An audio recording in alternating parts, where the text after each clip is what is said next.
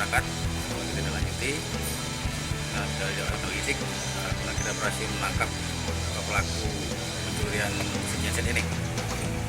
Untuk modusnya dia cara merusak kunci pagar, kemudian masuk dan mengambil